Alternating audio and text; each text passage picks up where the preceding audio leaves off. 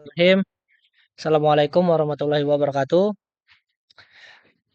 Baiklah, di sini saya ingin membuat tugas yang diberikan oleh Pak Rudi, di mana yaitu tugas ini adalah ujian akhir semester 5 dengan mata kuliah pengenalan pola, di mana dosennya adalah Dr. Rudi Kurniawan, STMKOM. Tugasnya adalah buat PPT dan video tentang analisis dan klasifikasi data dari dataset yang menggunakan model algoritma naive Bayes. Baik, selanjutnya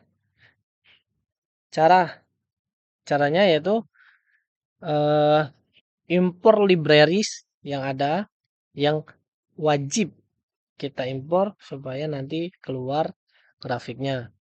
Itu lumayan ada 3, 4, 5, 6, ada 2, 4. Nah, kode Python yang diberikan digunakan untuk memprediksi kemungkinan penyakit jantung menggunakan algoritma naive Bayes dengan dataset Hertz CSV. Di sini CSV ini bisa juga kita buat jadi TXT juga bisa, tapi sini saya gunakan CSV biar lebih memudahkan dan yang memuat berbagai fitur kesehatan. Kita librariesnya yaitu menggunakan import NumPy, Pandas, di mana NumPy itu sering digunakan oleh Pandas untuk melakukan operasi numerik. Matplotlibnya yaitu digunakan untuk memvisualisasikan data yang dimanipulasi oleh Pandas. Scikit-learn itu mengandalkan NumPy dan Pandas untuk menangani dataset dan perhitungan numerik, sementara hasil evaluasi bisa divisualisasikan dengan Matplotlib. Loading dataset. Dataset memuat fitur-fitur kesehatan seperti usia, tekanan darah, kolesterol, dan target. Nah, indikasi apakah seseorang memiliki penyakit jantung atau tidak. Fitur-fitur dalam dataset yaitu fitur input X, di mana itu ada X, Sex, CP, Trace BPS, Call, FBS, dan lain sebagainya. Target Y-nya yaitu 1 jika memiliki penyakit jantung, 0 jika tidak. Nah, di sini loading datasetnya kita buat file path, di mana di tempat saya menyimpan dataset tersebut. Di sini D semester 5 pengenalan pola dan Hertz CSV. Datasetnya PD read CSV file path. Lanjut. Nah, datasetnya ini banyak ya. Ada berapa ini? Sampai 37. Nah, di sini artinya X itu apa, Sek itu apa, CP kan. Nah, lanjut. Memisahkan fitur dan target. Nah, X itu semua kolom kecuali target. Y itu kolom target. Mengapa memisahkan X dan Y? Nah, pemrosesan data, model hanya membutuhkan fitur untuk pelatihan sehingga target harus dipisahkan.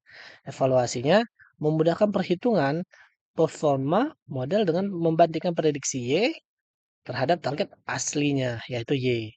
Generalisasinya yaitu dalam mempelajari mesin, membagi data menjadi fitur dan target adalah praktek umum untuk memastikan model fokus belajar dari input data.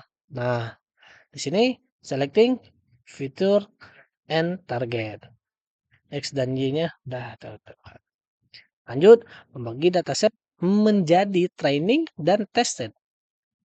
Di sini dapat tuh train test bed-nya, memfahamkan evaluasi model. Skema performa model dapat diuji pada data baru yang tidak dilibatkan dalam pelatihan. Generalisasi model membantu menghindarkan overfitting karena model dievaluasi pada data berbeda. Proporsi fleksibel menggunakan data mengatur test size misalnya 25% dan lain-lain sesuai kebutuhan.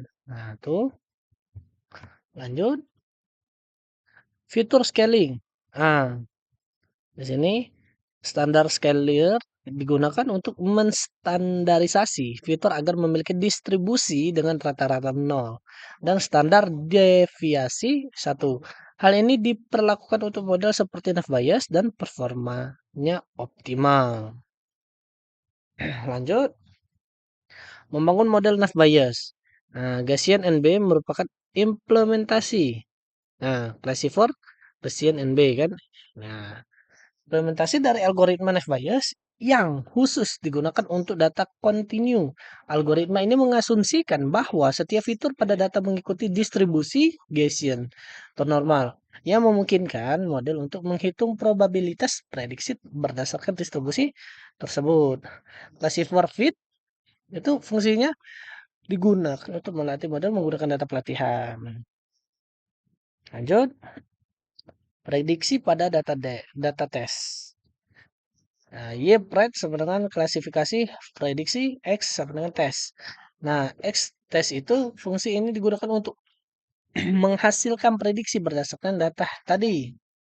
Nah, Y pred itu merupakan hasil prediksi yang dihasilkan oleh model berdasarkan data uji X tes. Lanjut, evaluasi model. Ini confession matrix itu menghasilkan matriks kebingungannya yang menunjukkan jumlah prediksi benar dan salah. Sedangkan akurasi itu adalah menghitung rasio jumlah prediksi yang benar terhadap total data. Nah, selanjutnya klasifikasi di report itu adalah memberikan matriks evaluasi yang lebih detail seperti presisi, recall, dan F1, FI score untuk setiap kelas. Sedangkan visualisasi confusion matrix digunakan untuk menampilkan confusion matrix secara visual, memberikan pemahaman yang lebih mudah tentang distribusi prediksi yang benar dan salah. Selanjutnya, hasil evaluasi model dengan matriks, akurasi, dan klasifikasi report menunjukkan kinerja model klasifikasi. Akurasinya yaitu kita dapat 0,8289 di mana 82,89%. Artinya model Anda berhasil mengklasifikasi serta data secara benar dari total 76 sampel di dataset penguji. Klasifikasi report. Tuh, dapat. Selanjutnya, hasil evaluasi model dengan matrik akurasi dan klasifikasi report menunjukkan kinerja model klasifikasi. Nah, ini tiganya makro average-nya. Reference interpretasi hasil. Itu kelas 0. Dibandingkan kelas 1 artinya model lebih sering gagal mendeteksi data kelas 0 dengan benar. False negatif lebih tinggi untuk kelas ini. Kelas 1 menunjukkan performa yang lebih baik secara keseluruhan. Sisinya, recall-nya, dan FY score lebih tinggi. Secara umum, model cukup andal andal dengan tingkat akurasi 82,89%, tetapi ada ruang untuk perbaikan, terutama untuk meningkatkan deteksi pada kelas 0. Ya baik, itu saja yang dapat saya sampaikan. Terima kasih. Wabillahi taufiq walhidayah. Wassalamualaikum warahmatullahi wabarakatuh.